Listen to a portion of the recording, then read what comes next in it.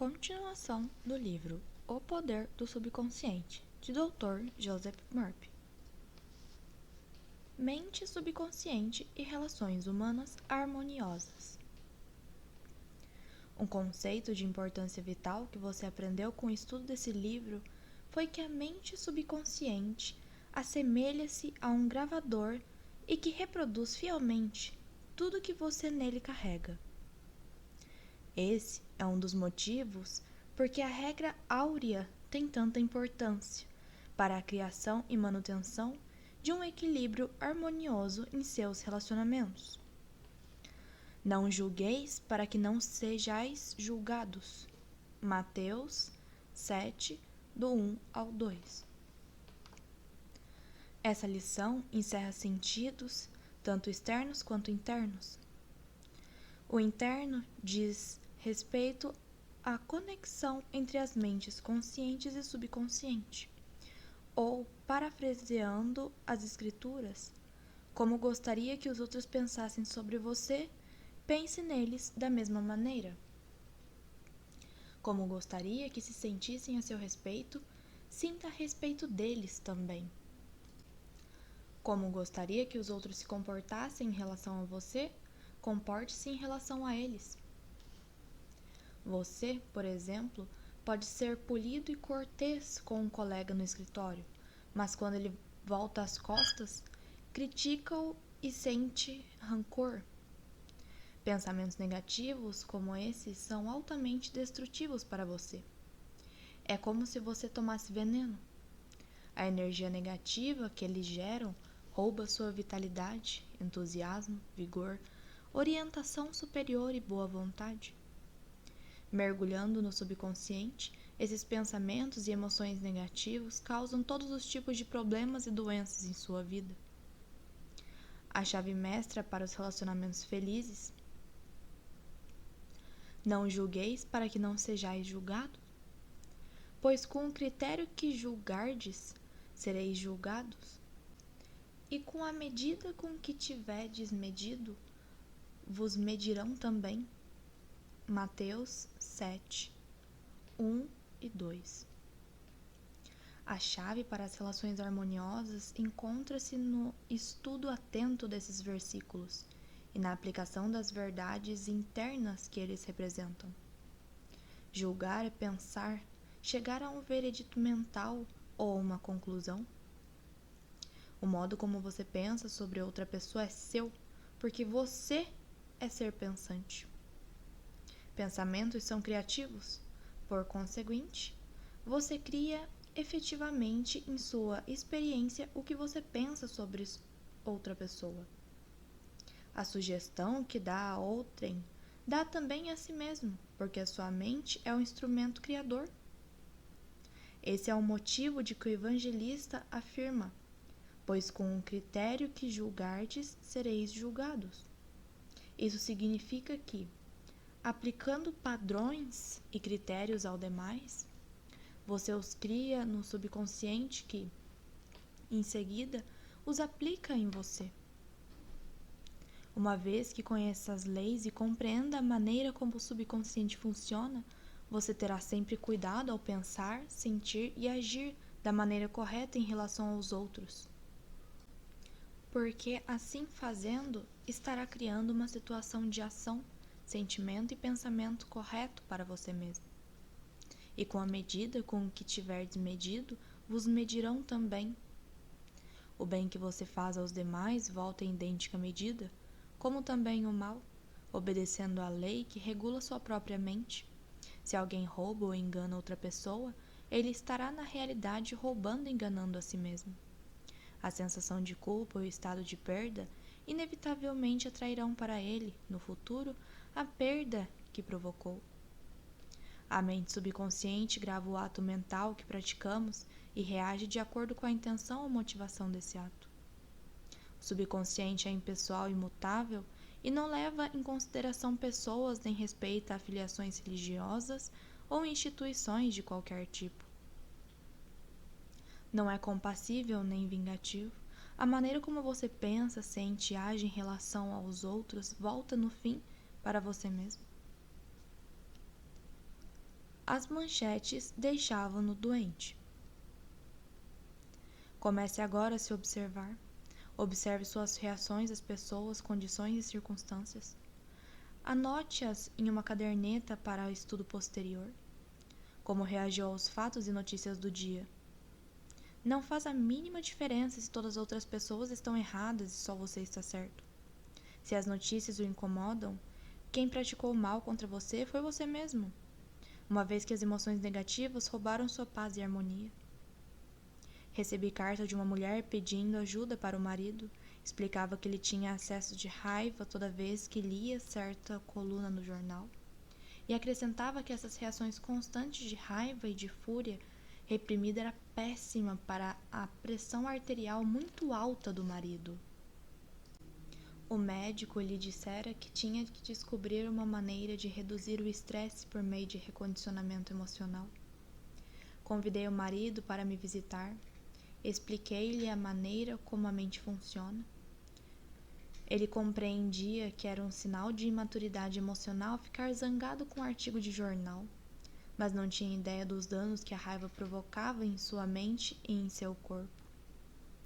Começou por reconhecer que devia dar ao colunista liberdade para expressar-lhe como quisesse, mesmo que dele discordasse politicamente, religiosamente e de outras maneiras. De forma idêntica, o colunista devia, por questões morais, dar-lhe a liberdade de escrever uma carta ao jornal, discordando das suas opiniões. Ele aprendeu que podia discordar sem ser desagradável.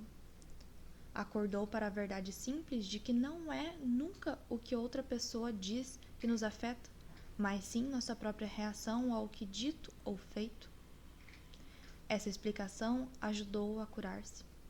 Reconheceu que com um pouco de prática poderia dominar essas crises matutinas de mau humor. A esposa me contou mais tarde que ele acabou por aprender a rir do que dizia aqueles colunistas, com quem tanto antipatizava. E aprendeu também a rir de si mesmo por reagir com tal veemência. A coluna do jornal não tem mais o poder de perturbá-lo e incomodá-lo, irritá-lo.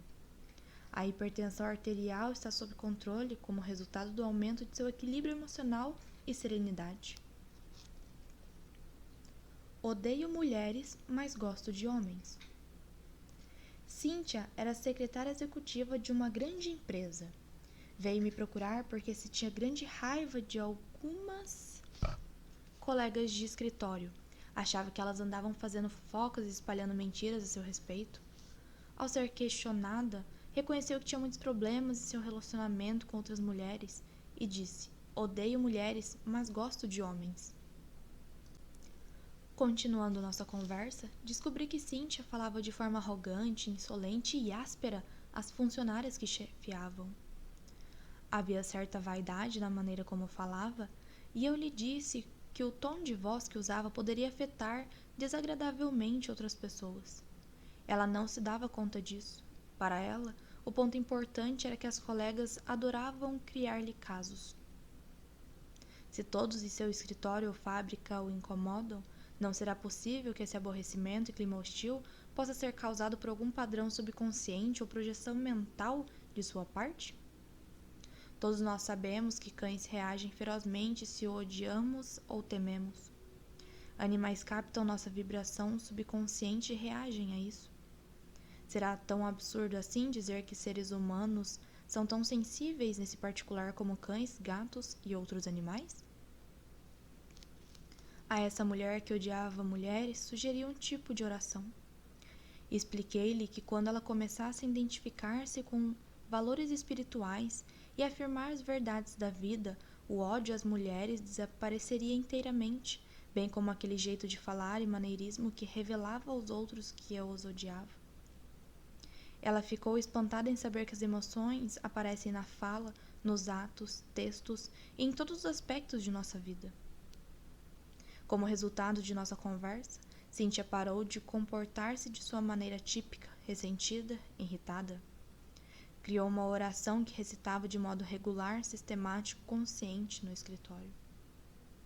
A prece que usou com tanto sucesso foi a seguinte: penso, falo e ajo carinhosa, tranquila e pacificamente. Agora envio amor, paz, tolerância, bondade a todos que me criticam e fizeram fofoca a meu respeito. Baseio meus pensamentos em paz, harmonia e boa vontade para com todas as pessoas. Quando sinto que estou prestes a reagir negativamente, digo com firmeza a mim mesmo: eu penso, falo e ajo do ponto de vista do princípio da harmonia, saúde, paz existente em mim. A inteligência criativa me guia, governa e dirige em todos os meus atos. A prática da prece transformou-lhe a vida. Descobriu que a atmosfera de crítica e aborrecimento no escritório desapareceu gradualmente. As colegas tomaram-se amigas e companheiras na jornada da vida. Descobriu a verdade de que não temos ninguém a criticar nem ninguém a mudar, só nós mesmos. O diálogo interior impedia-lhe a promoção.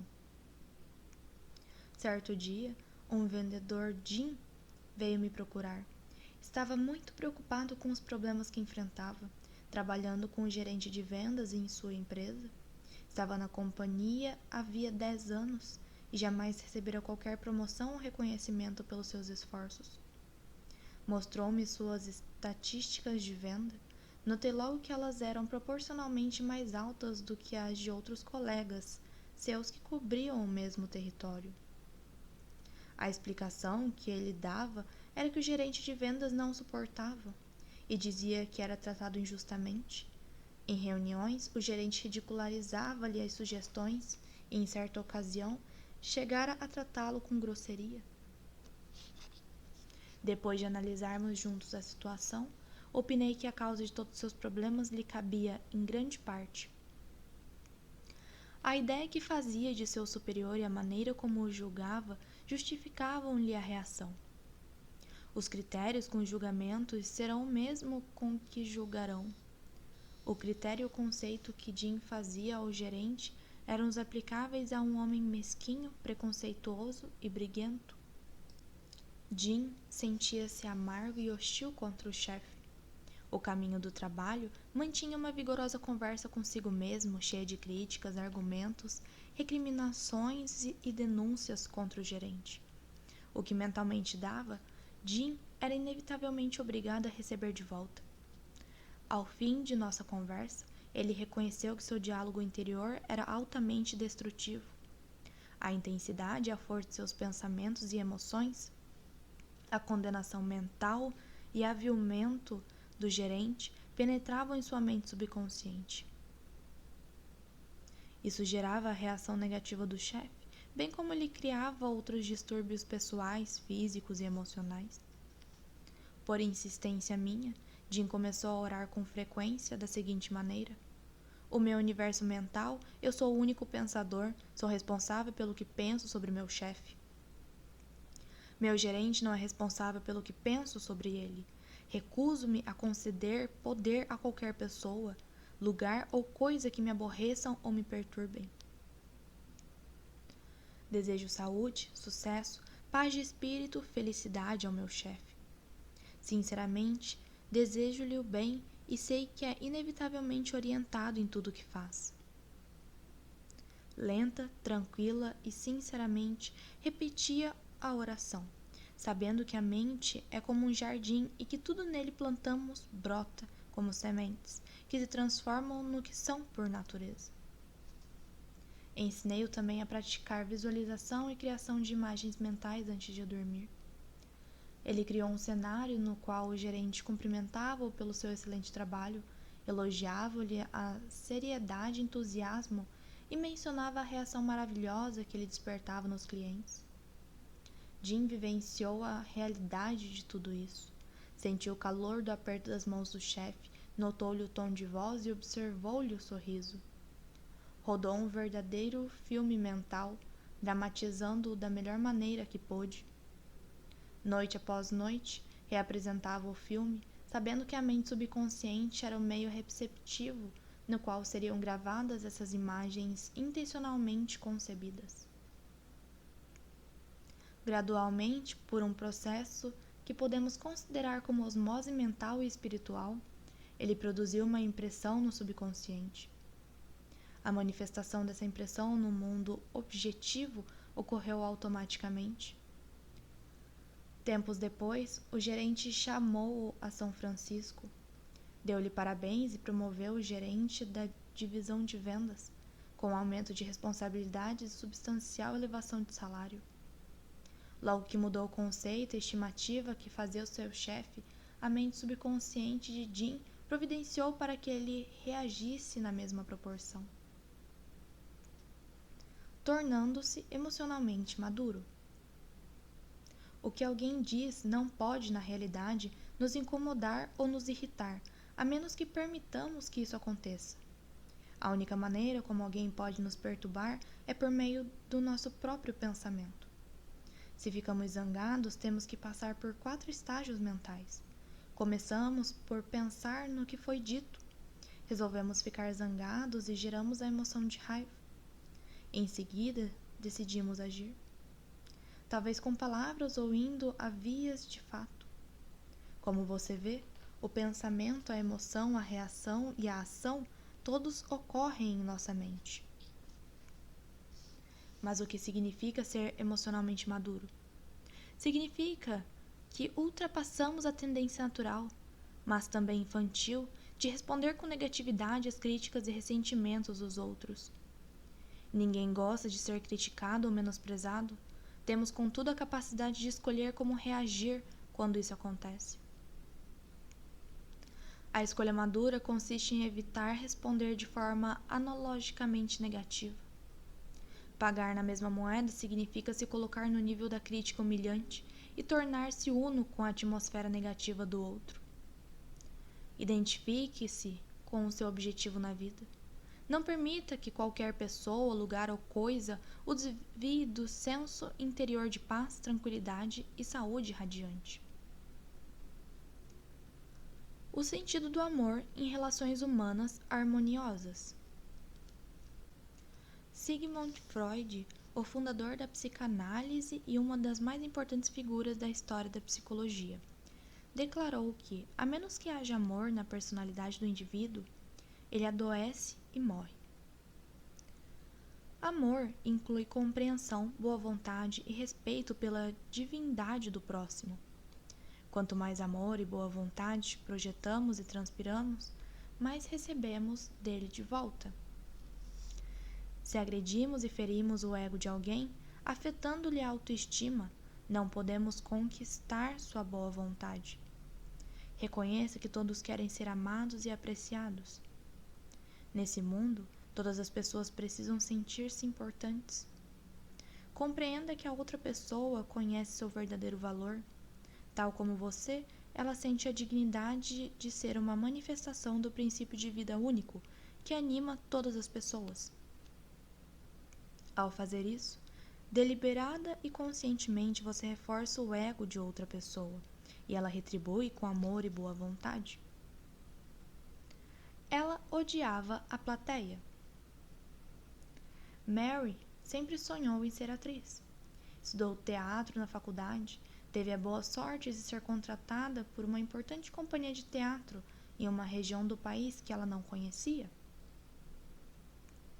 Na primeira vez em que se apresentou com a companhia, foi vaiada. Desanimada e zangada, resolveu que o povo daquela região era estúpido, ignorante, atrasado. Odiou-o.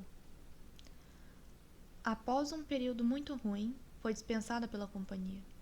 Voltou para a região onde crescera, deixou o teatro e foi trabalhar como garçonete.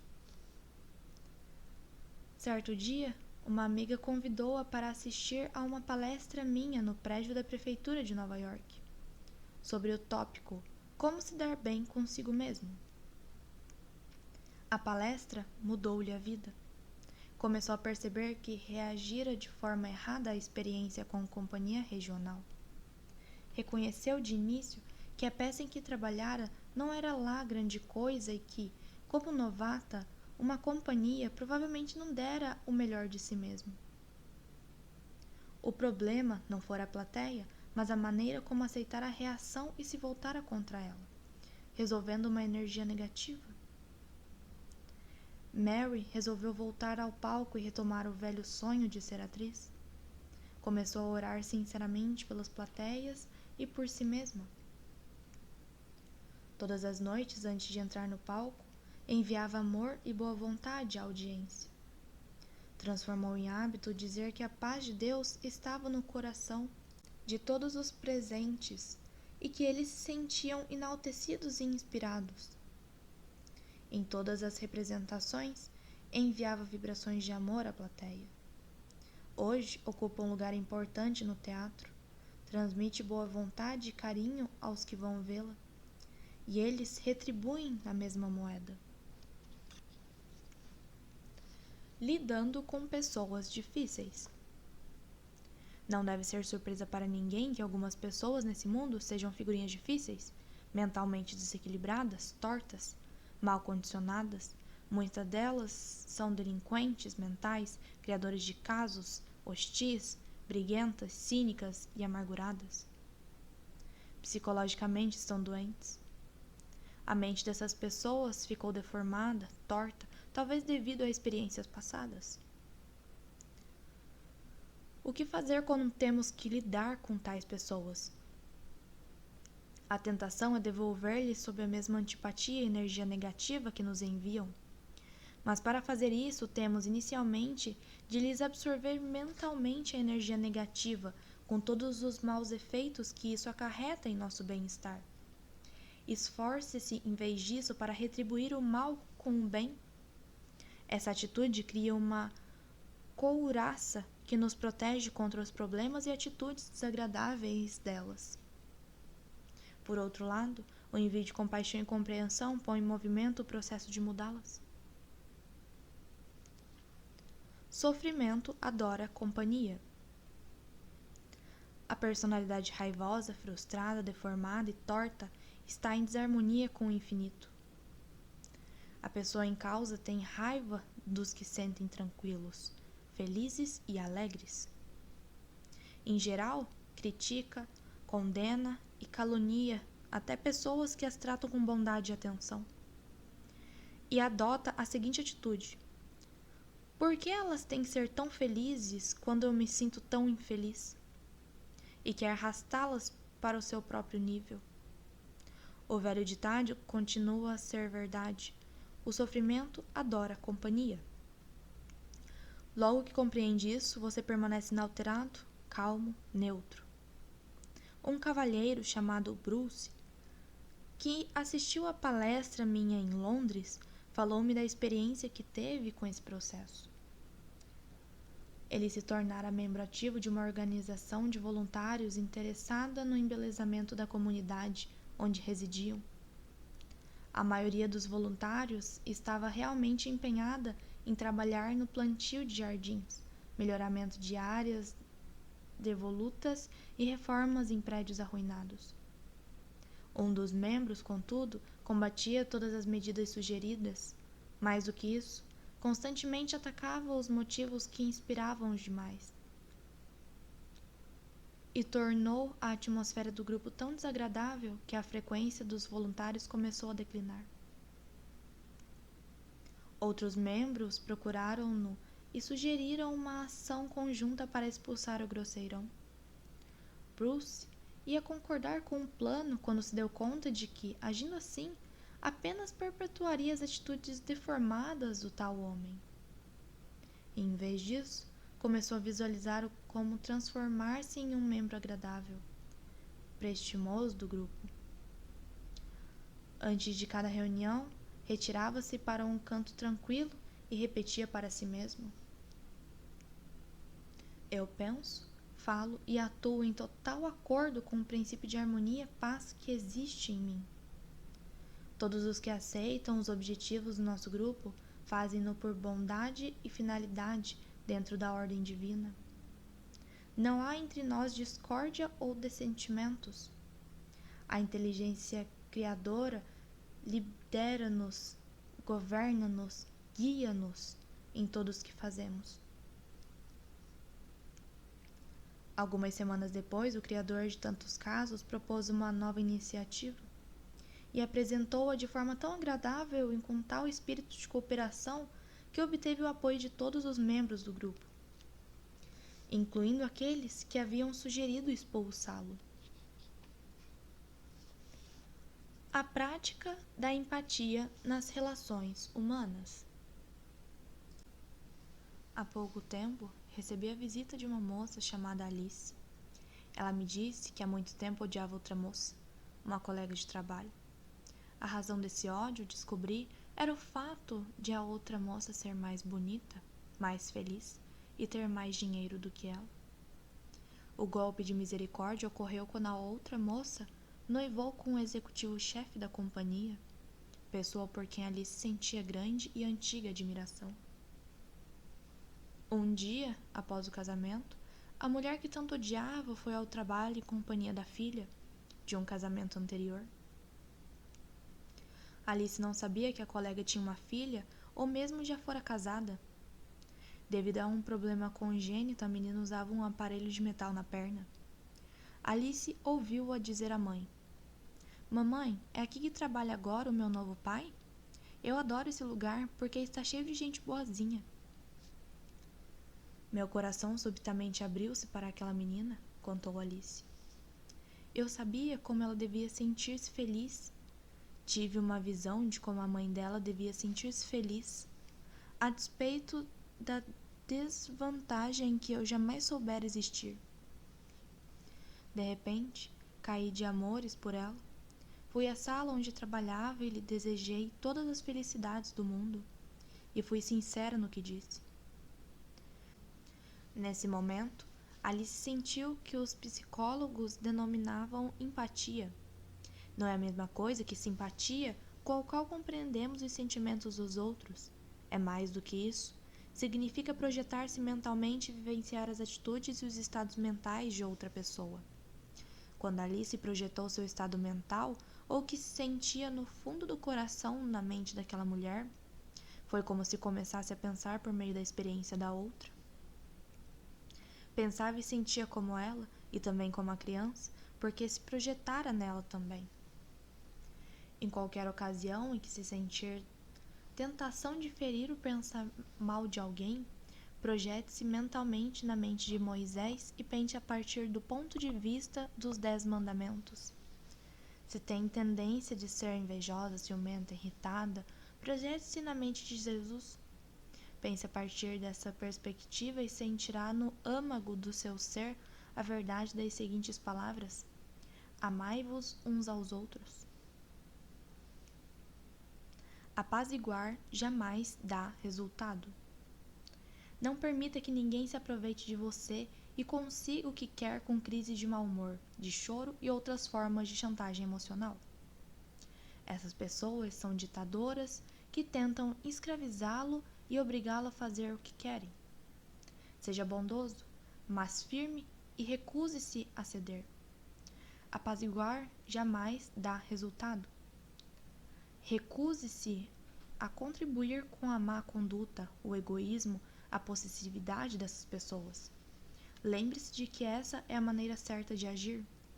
Você está aqui para realizar seu ideal e permanecer fiel às verdades e aos valores espirituais eternos da vida. Não dê a ninguém no mundo o poder de desviá-lo de sua meta, de seu objetivo na vida, que é o de manifestar no mundo seus talentos, servir à humanidade e revelar mais e mais a sabedoria, verdade e beleza de Deus a todas as pessoas.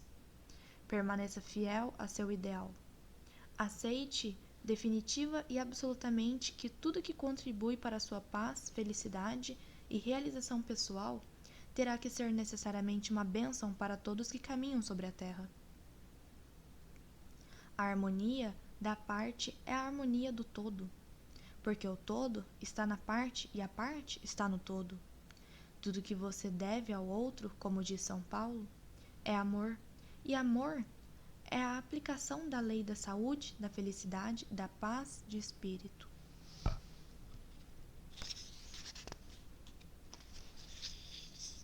Dicas úteis em relações humanas.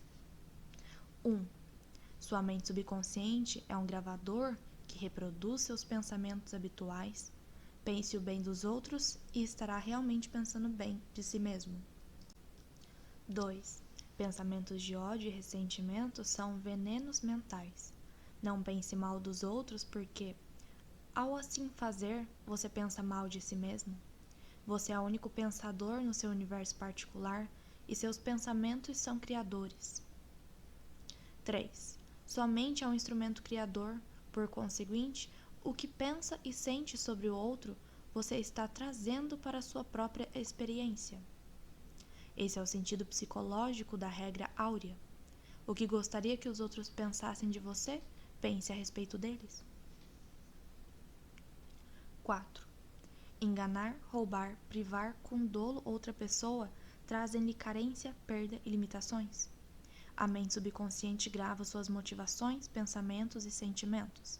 Se eles são negativos, perda, limitações e problemas surgem de maneira incontáveis em sua vida. O que você faz aos outros, faz a si mesmo. 5. O que você faz, a bondade que demonstra e o amor que os bons votos que envia voltarão a você multiplicados muitas vezes. 6. Você é responsável pelo modo como pensa sobre o outro. Lembre-se, o outro não é responsável pela maneira como você pensa nele. Seus pensamentos são reproduzidos. O que é que você, nesse momento, está pensando sobre ele? 7. Amadureça emocionalmente e permita que os outros discordem de você. Eles têm o direito de assim proceder e você também o mesmo direito de discordar deles, mas você pode discordar sem ser desagradável. 8. Da mesma maneira que animais captam vibrações de medo, numerosas pessoas são igualmente sensíveis nesse particular. Os pensamentos que você acredita estão ocultos na realidade irradiados por sua voz. Expressões faciais e linguagem corporal. Isso é verdade tanto no que interessa os pensamentos positivos quanto negativos. 9. Sua conversa interior, representando seus sentimentos e pensamentos, volta sob a forma de reações dos outros a você. 10. Deseje aos outros o que deseja a si mesmo. Esse é o princípio fundamental de relações humanas harmoniosas. 11. Mude o conceito e a estimativa que faz de seu empregador. Sinta e tenha certeza de que ele está praticando a regra áurea e a lei do amor e ele reagirá de acordo. 12. Ninguém pode aborrecê-lo ou irritá-lo, a menos que você permita. Seu pensamento é criador. Você pode abençoar o outro. Se alguém insultá-lo com um palavrão, você tem a liberdade de responder: que a paz de Deus esteja em sua alma. 13. O amor é a solução para se relacionar bem com as pessoas. Amor é compreensão, boa vontade e respeito pela divindade do outro. Tenha compaixão e compreensão por aqueles cujo condicionamento negativo tornou-os pessoas difíceis e desagradáveis. A centelha divina está nelas, como está em todos nós. Compreender tudo é perdoar tudo. 15. Alegre-se com o sucesso, a promoção, a boa vontade dos outros. Ao assim agir, você atrai boa sorte. 16. Jamais ceda às cenas emocionais e crises de mau humor dos outros. O apaziguamento jamais dá resultado. Não seja um capacho. Faça o que é certo, seja fiel a seu ideal, sabendo que a postura mental que lhe dá paz, felicidade e alegria é certa, boa e verdadeira. O que o abençoa, a todos abençoa também. 17. A única coisa que devemos a alguém no mundo é amor. E amor significa desejar para todos aquilo que desejamos para nós mesmos: saúde, felicidade e todas as bênçãos da vida.